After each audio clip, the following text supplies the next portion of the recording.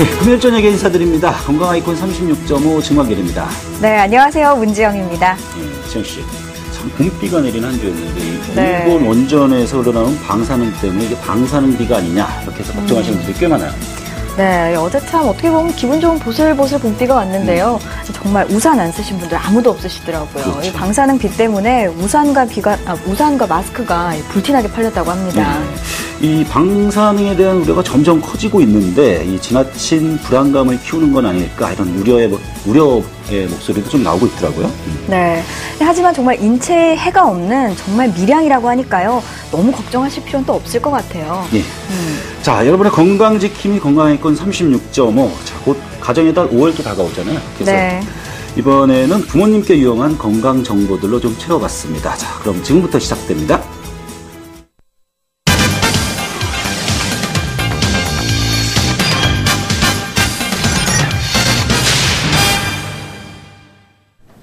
예, 그럼 본격적으로 대담 이어가도록 하겠습니다. 지영 씨 이제 30대 접어들었죠? 아, 정말 방송에서 이런 말씀 좀 정말 안 해주셨으면 좋겠어요. 어때요? 모임 같은 데 가면 좀 동안이라는 소리를 들어요? 아니면 뭐 그 반대인가요? 저는 굳건히 제가 동안이라고 믿고 있습니다. 네. 그 30대 이야기만 안 하시면 다들 제가 20대인 줄 안다니까요. 네. 그럴까요, 과연? 자, 이 노화의 가장 큰 주범이면 바로 이제 주름. 이걸 네. 뭐 누구나 다 피하고 싶어 할 텐데, 자, 오늘은 그래서 이 노안의 주범, 이 주름 없애는 방법에 대해서 자세히 알아보도록 하겠습니다. 네, 또 저희 프로그램 언제나 참여의 창이 열려 있다는 거 잘 알고 계시죠? 이 방송 중에 궁금한 점이 있으시면 주저하지 마시고 3772-0224번으로 전화 주시길 바랍니다. 이 전문의 선생님과 상담 바로 받아보실 수 있습니다. 그럼 오늘 도움 말씀 주실 분으로 이 JK 성형외과 백혜원 원장님 자리하셨습니다. 네, 원장님 안녕하세요. 네. 자, 원장님 제가 이제 노화 이러면 주름이 가장 먼저 떠오른다고 생각된다 그렇게 얘기했는데, 네. 실제로 어떤가요? 뭐 의학적으로 봤을 때 이게 주름이 노화에 어느 정도 영향을 미치는지 좀 설명이 가능할까요? 아무래도 이제 얼굴이라는 게 표정을 계속 짓는 구조물이기 때문에 우리가 반복적으로 수없이 이제 표정을 짓다 보면은 그 표정 근육의 그 수직 방향으로 계속 그 접힌 현상으로 인해 가지고 주름이 발생하게 됩니다. 대표적으로 우리가 이제 얘기할 수 있는 게 눈가 주름이나 아니면 미간 주름, 이마 주름 등이 있고요.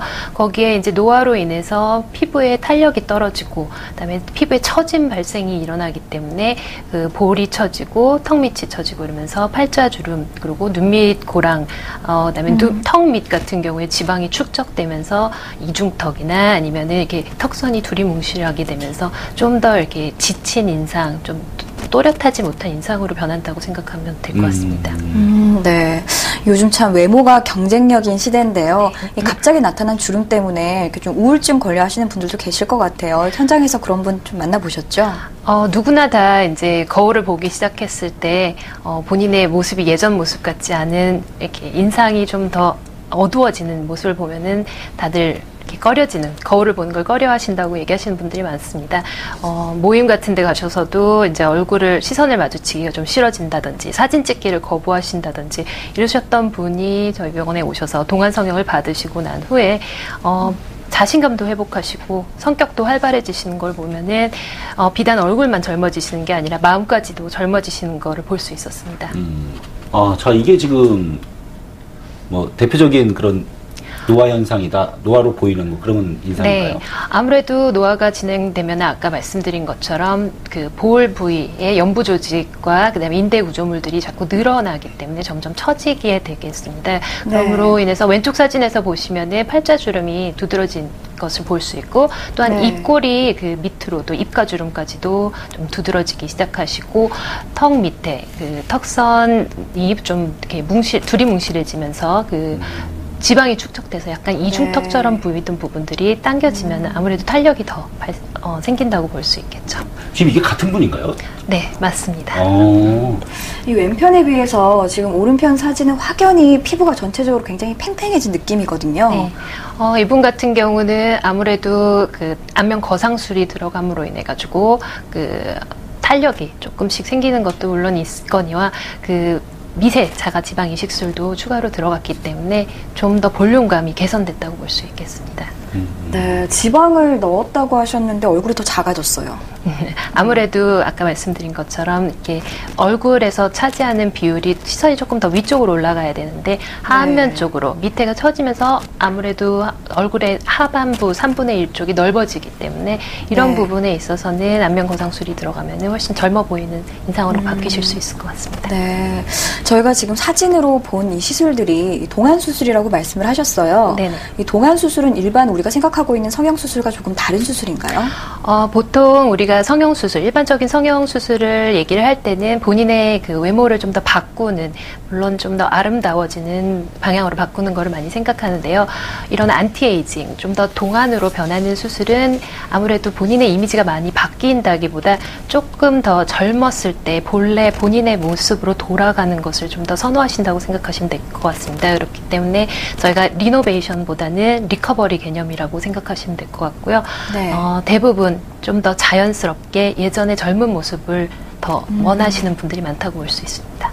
네. 그럼 어떤가요? 지금 사진으로 보면 확실히 주름 때문에 좀 나이가 들어 보인다는 거 분명히 느낄 수 있을 것 같은데 얼굴마다 이제 주름 생기는 부위도 다 다르잖아요. 네, 어떻게 그 부위별로 좀 주름 이런 주름이 좀 이렇게 해서 좀 노화를 이렇게 좀 늙어 보이게 만든다. 뭐 이런 것들이 좀 있을 것 같은데요. 아무래도 이제 눈가가 계속 처지게 되면은 눈가 주름이 계속 생기면서 눈꺼풀도 처지기 때문에 눈은 점점 작아 보이게 하면서 좀 답답한 인상으로 변한다고 생각하시면 될 것 같습니다. 그런 답답함을 본인도 조금이라도 개선하기 위해서 이마를 자꾸 사용하시게 되면 이마 주름도 좀 더 심해지게 되고요. 네. 그다음에 아무래도 이 우리 미간에 있는 그 표정 근육도 반복적으로 사용하다 보면 미간 주름도 조금씩 깊어지게 되는데 우리가 미간 주름이 깊어지면은 인상 쓰는 것 같다 그런 얘기를 많이 하거든요. 그런 찌푸린 인상처럼 보이게 할 수도 있고요. 눈 밑 같은 경우는 이제 지방이 점차 돌출이 되면서 이 뼈 윤곽이랑 그 차이 나는 그 부분이 보이기 때문에 좀 더 이렇게 그림자져서 보이기 때문에 좀 더 지쳐 보이고 피곤해 네. 보이는 인상을 주게 되겠습니다. 팔자주름, 입가주름은 뭐 아까 말씀드린 거랑 거의 비슷한 정도로 그런 조금 어떻게 보면 좀 강한 느낌, 좀 더 이렇게 인상 쓴 느낌이 좀 더 추가되는 주름이라고 생각하시면 될 것 같고요. 그 아래쪽 턱선이랑 목 부분의 그 정확한 데피니션이 사라지기 때문에 그 부분에 있어서도 조금 더 피곤해 보이는 인상으로 보이게 될 수 있겠습니다. 네. 저희가 지금 이제 좀 나이 들어 보일 수 있는 그런 주름들을 살펴봤는데요. 이런 주름들은 그러면 어떤 치료를 받으면 되는 건가요?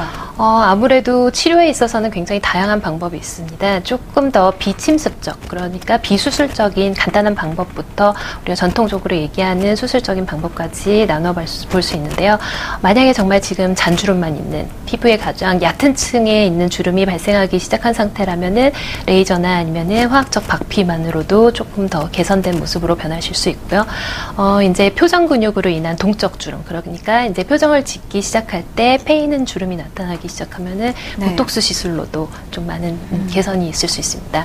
만약에 이제 무표정한 상태에서도 페인 느낌이 지속되는 그런 고리 페인 주름으로 이제 더 심하게 진행된 경우에는 필러 시술이나 아니면은 전통적인 우리가 말하는 수술적인 방법을 필요로 하는 경우도 있습니다. 근데 아무래도 뭐 수술보다는 비수술적인 방법을 많이 선호할 텐데 그중에 뭐 대표적인 게 제가 뭐 많이는 모르는데 그래도 뭐 보톡스나 필러 이거는 지금 많이 알려져 있잖아요. 네, 그렇습니다. 어떤 거예요? 보톡스하고 필러 개념도 지금 그 개념부터 좀 설명해 주시고 어떨 때 보톡스, 어떨 때 필러를 좀 사용하는지. 네, 보톡스라는 거는 우리가 클로스트리디움 보툴리눔이라는 세균에서 그 얻는 독소를 갖다 정제를 해가지고 독성은 제거한 상태에서 우리가 근육을 마비시키는 그런 기능만 남겨놓은 그 보툴리눔 독소라고 생각하시면 될 것 같습니다. 이 근육을 마비시키기 때문에 어떻게 보면은 그 반복적인 그 수축으로 인해서 생기는 주름들을 조금 더 완화시킬 수 있는 데 도움이 되고요. 특히 얼굴의 상면부 쪽에서 약간 피부가 얇은 이마나 미간, 눈가 쪽에서 굉장히 큰 효과를 볼 수 있다고 생각하시면 될 것 같고요. 네. 필러의 개념은 조금 더 깊은 주름이라고 생각하시면 될 것 같습니다. 필러라는 게 우리가 그 빈 공간을 채워넣는 필이라는 그런 언어에서 나온 건데요. 피부의 구성 성분들을 갖다가 우리가 바이오 합성한 재질로서 이 피부의 그 다양한 층에다가 주입을 함으로 인해 가지고 이 패인 부분, 고리 패인 부분을 갖다가 채워주는 개념으로 생각하시면 될 것 같습니다. 네. 근데 좀 얕은 주름에는 필러를 추천을 하셨고요. 좀 깊은 주름은 이제 보톡스를 말씀을 하셨는데 사실 우리가 그냥 거울을 봤을 때 주름은 다 같은 주름 같거든요. 이 얕은 주름과 깊은 주름은 또 어떻게 구분할 수 있을까요? 가장 쉽게 나눠볼 수 있는 게요. 무표정했을 때도 그대로 보이는 주름 같은 경우는 필러로 조금 채워넣어야 된다고 생각하시면 될 것 같고 무표정으로 있을 때는 좀 덜 보이는데 표정을 짓기 시작했을 때 좀 더 두드러지게 보이는 경우에는 보톡스가 조금 더 효과 있다고 생각하시면 될 것 같습니다. 예. 네. 자, 뭐 보톡스 필러 뭐 어떻게 장점이랄까 수술에 비해서 장점이 많을 텐데 어떤 것들을 대표적으로 좀 꼽을 수 있을까요? 아무래도 시술이 간단하다는 장점이 가장 크겠습니다. 마취 연고만 바르고 그다음에 시술 시간도 거의 한 10분 정도면은 끝나고요. 네. 그다음에 붓기나 멍 같은 게 거의 없기 때문에 일상생활로 바로 돌아가실 수 있다는 장점이 있고 수술에 비해서 교정이나 아니면 뭐 추가 시술 등도 굉장히 간단하다는 그런 장점이 있겠습니다. 네. 전에 한번 어떤 TV에서 진행자를 하시는 연예인분이 갑자기 얼굴이 많이 부어서 네. 좀 이렇게 논란이 됐었는데요. 네네. 그때 그 얼굴 붓기가 보톡스 붓기다 하는 말이 있었는데 보톡스를 맞았다고 해서 이렇게 얼굴이 갑자기 붓는다거나 하는 그런 부작용은 잘 나타나지 않을까요?